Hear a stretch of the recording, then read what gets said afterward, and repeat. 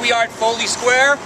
Back when I pointed out the Woolworth building very briefly there, that's the tallest building in the world, from one of the longest reigning tallest buildings in the world, from 1913 to 1927.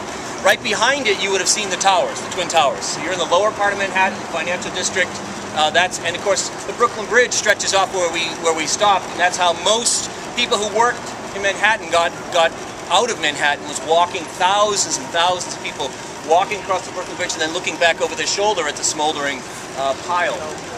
Again, this is New York's government center, so every building around here is, pretty much every building, is a city, state, or federal building of one sort or another. A lot of courthouses.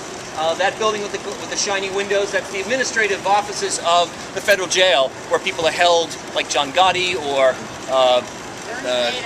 Bernie Madoff, Brian, anybody on federal charges, that's where they are held awaiting trial. That red brick building, between the two, that's One Police Plaza, big brick block of a building. Now the courthouse right here, that's a federal building, the one just in the distance there. So on Monday, when I was leading the Colorado teachers around, when we broke for lunch, a woman came up and tugged at my shoulder. And I didn't know she wasn't with the group. She'd been with us all morning. And she said, "Excuse me," in this wonderful Russian accent. She said, I just was sworn in as a U.S. citizen, and I came down and you were leading a tour about American history, so I followed you. So it was a great story. She was just so full of joy. Anyway, this area back in the late 18th century, 1780s, 1790s, was a beautiful pond, a beautiful open body of water, freshwater springs fed it, and it was a great source of water. But by 1905, the city, no rules, no regulations, no environmental controls, it became terribly polluted, so they cut a canal to the Hudson River. That canal is today what? Canal Street. Excellent.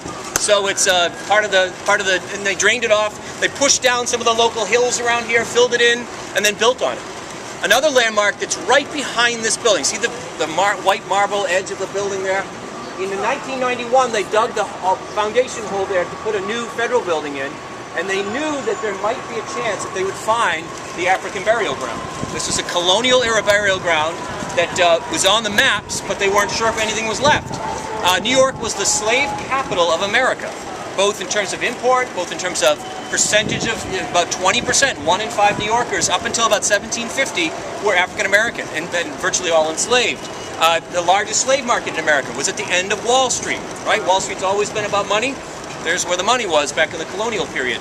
Anyway, you had a huge slave population, and they began to bury their dead in the burial ground outside the city limits. This is way uptown, even though there's just this much of, if Manhattan Island is, the tip of it's like this, we're down here.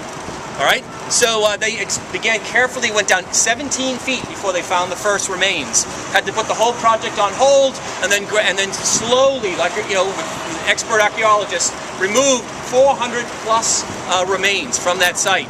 It was an amazing find. It's very controversial too, because some people in the African American community thought, shouldn't disturb it, and don't build any building there. Others said, no, we need to know. This is going to tell us, this is going to write at least 1 or 2 chapters of African American history, the urban, colonial, northern experience. And it truly did. They found amazing bits of evidence, and through carbon dating and DNA, and they found glass beads from very particular sections of West Africa, seashells from only a 50-mile stretch of West Africa. So they were able to piece together some incredible things. They have just opened a museum. So it's another one of these sites to come back to. Hop on the subway, take you about 45 minutes, got a great film, and it's in the, you can look it up, it's in all your guidebooks and your... And it's in the back of your notebook. Yeah. Okay. So let's get going. We're right on the edge of 5 Points. We're going to walk straight past the courthouses. These grand staircases you've seen at least 50 times in Law and Order and in any movie involving entering or leaving a courtroom scene. Let's